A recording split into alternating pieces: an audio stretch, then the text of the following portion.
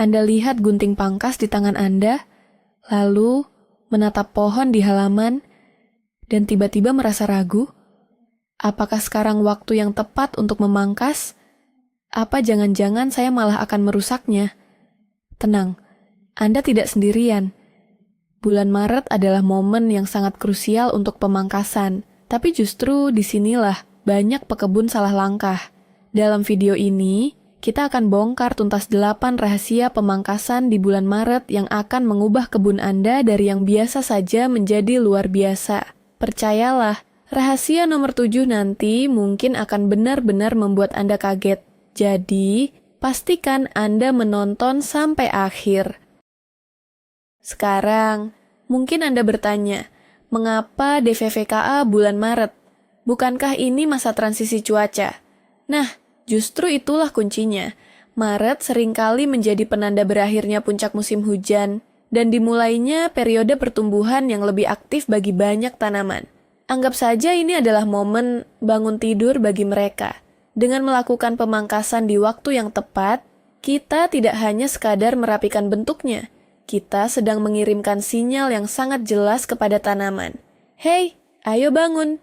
Saatnya menyalurkan energimu untuk menumbuhkan cabang, daun, bunga, dan buah yang baru.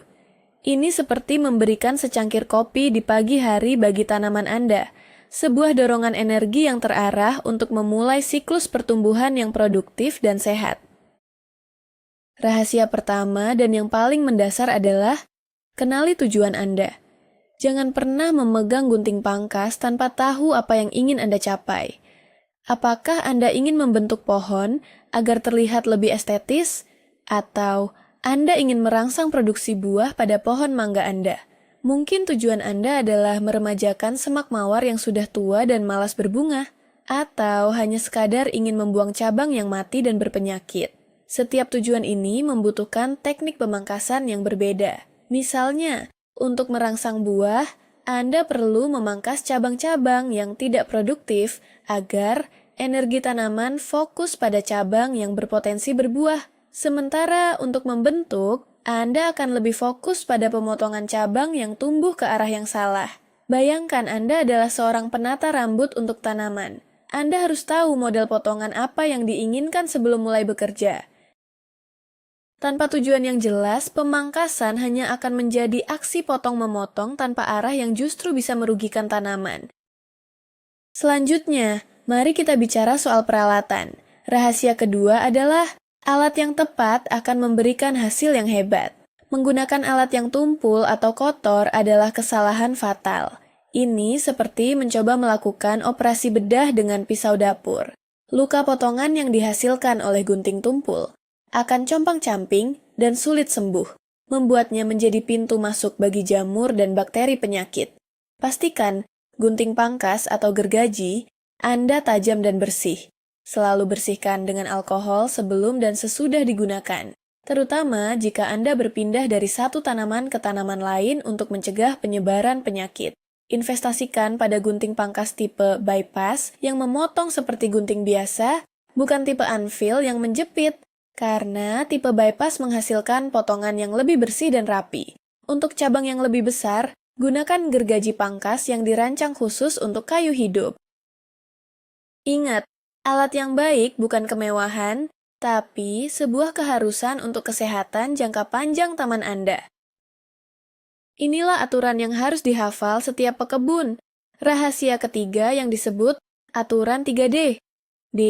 Yang pertama adalah dead atau mati. D yang kedua adalah damage atau rusak. Dan D yang ketiga adalah diseased atau berpenyakit. Sebelum Anda memikirkan tentang bentuk atau produksi buah, langkah pertama yang wajib dilakukan adalah menginspeksi tanaman Anda dan membuang semua cabang yang masuk dalam kategori ini. Cabang yang mati hanya menghabiskan energi dan bisa menjadi sarang hama. Cabang yang rusak, misalnya patah karena angin, harus segera dipotong rapi agar bisa sembuh dengan baik.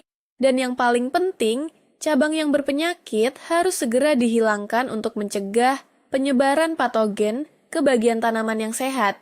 Anggap saja ini adalah sesi detox untuk tanaman Anda.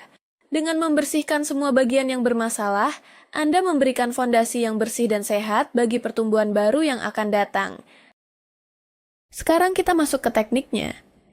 Rahasia keempat adalah seni potongan 45 derajat. Saat Anda memotong sebuah cabang, jangan pernah memotongnya lurus atau rata. Mengapa?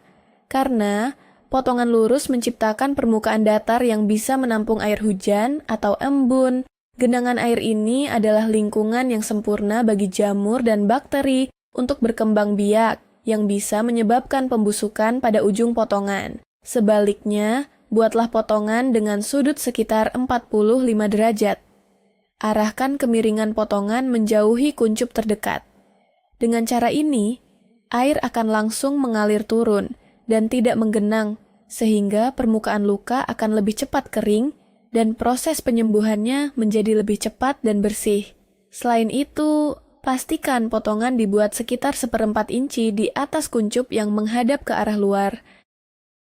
Ini akan mendorong pertumbuhan cabang baru ke arah luar, membuka bagian tengah tanaman untuk sirkulasi udara dan cahaya matahari yang lebih baik.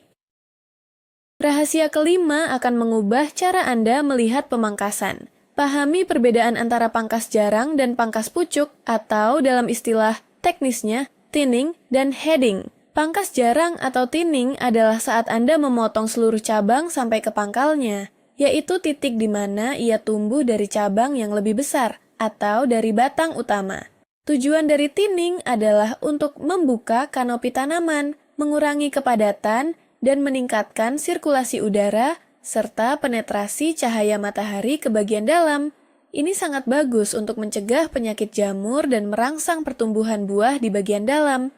Sebaliknya, pangkas pucuk atau heading adalah saat Anda hanya memotong ujung dari sebuah cabang. Potongan ini akan merangsang tunas-tunas di bawah potongan untuk tumbuh, sehingga menciptakan pertumbuhan yang lebih lebat dan rimbun. Teknik ini biasanya digunakan untuk membentuk semak pagar atau membuat tanaman terlihat lebih penuh. Mengetahui kapan harus menggunakan thinning dan kapan harus menggunakan heading adalah kunci untuk mengontrol bentuk dan kesehatan tanaman Anda secara efektif. Berikutnya adalah sebuah aturan emas yang sering dilanggar oleh pemula. Rahasia keenam, jangan pernah membuang lebih dari 1/3 bagian tanaman dalam satu kali pangkasan. Mungkin Anda sangat bersemangat untuk merapikan pohon yang sudah lama tidak terurus, tapi menahan diri adalah kunci. Daun adalah pabrik makanan bagi tanaman melalui proses fotosintesis. Jika Anda membuang terlalu banyak daun dan cabang sekaligus, Anda sama saja dengan menghancurkan sebagian besar pabrik makanannya. Ini akan membuat tanaman mengalami syok berat, membuatnya lemah dan rentan terhadap serangan hama dan penyakit. Tanaman akan panik dan terpaksa menggunakan cadangan energinya hanya untuk bertahan hidup, bukan untuk tumbuh. Jadi, jika pohon atau semak Anda membutuhkan pemangkasan berat, lakukan secara bertahap. Pangkas 1/3 bagiannya tahun ini, lalu tunggu hingga tahun depan untuk memangkas 1/3 bagian berikutnya. Kesabaran adalah teman terbaik seorang pekebun. Inilah rahasia ketujuh yang saya janjikan, dan ini bisa menyelamatkan bunga-bunga di kebun Anda. Beda tanaman, beda aturan. Banyak orang berpikir bahwa bulan Maret adalah waktu yang tepat untuk memangkas semua jenis tanaman. Ini adalah mitos yang berbahaya. Aturan ini sebagian besar berlaku untuk pohon buah dan semak yang berbunga pada pertumbuhan baru di musim panas. Namun, untuk beberapa jenis semak yang bunganya muncul di awal musim semi, seperti Forsythia atau beberapa jenis azalea, mereka berbunga pada cabang-cabang yang tumbuh dari tahun sebelumnya. Jika Anda memangkasnya di bulan Maret, Anda sama saja dengan membuang semua calon bunga untuk tahun ini. Untuk tanaman jenis ini, waktu pemangkasan terbaik adalah segera setelah mereka selesai berbunga. Jadi, sebelum Anda mulai memotong, luangkan waktu sejenak untuk mencari tahu tentang tanaman spesifik yang Anda miliki. Kapan ia berbunga? Apakah ia berbunga di cabang tua atau cabang baru? Sedikit riset akan menghindarkan Anda dari kekecewaan besar. Dan rahasia terakhir, yang sering terlupakan, perawatan pasca pangkas adalah kunci. Pekerjaan Anda tidak selesai begitu gunting pangkas diletakkan. Setelah selesai memangkas, segera kumpulkan semua potongan cabang dan daun dari sekitar tanaman. Jangan biarkan tumpukan sampah organik ini membusuk di bawah tanaman, karena bisa menjadi sarang bagi hama dan penyakit. Ini adalah langkah kebersihan yang sangat penting. Setelah itu, berikan tanaman Anda sedikit perhatian ekstra. Siram dengan baik, terutama jika cuaca sedang kering. Anda juga bisa memberikan pupuk seimbang untuk memberikan nutrisi tambahan yang dibutuhkan untuk proses penyembuhan dan untuk mendukung pertumbuhan baru yang akan segera muncul. Dengan memberikan perawatan setelah pemangkasan, Anda memastikan tanaman memiliki semua yang dibutuhkannya untuk pulih dengan cepat dan merespons pemangkasan dengan pertumbuhan yang kuat dan sehat. Jadi, mari kita rangkum. Kita sudah membahas 8 rahasia penting, mulai dari keharusan mengetahui tujuan Anda sebelum memotong, menggunakan alat yang tajam dan bersih, menerapkan aturan 3D untuk kesehatan, melakukan potongan 45 derajat yang cerdas, memahami perbedaan antara pangkas jarang dan pangkas pucuk, mematuhi aturan emas sepertiga, hingga rahasia paling mengejutkan bahwa tidak semua tanaman suka dipangkas di bulan Maret, dan diakhiri dengan pentingnya perawatan pasca pangkas. Poin terpenting yang harus diingat adalah ini. Pemangkasan bukanlah soal kekerasan atau sekadar memotong. Ini adalah sebuah bentuk komunikasi antara Anda dan tanaman Anda. Anda memberikan arahan, membentuk masa depannya, dan membantunya menjadi versi terbaik dari dirinya. Sebagai balasannya, ia akan memberikan Anda keindahan, keteduhan, dan hasil panen yang melimpah. Terima kasih banyak sudah menonton sampai akhir. Jika video ini memberikan pencerahan, jangan ragu untuk menekan tombol suka dan berlangganan agar kita bisa terus belajar berkebun bersama.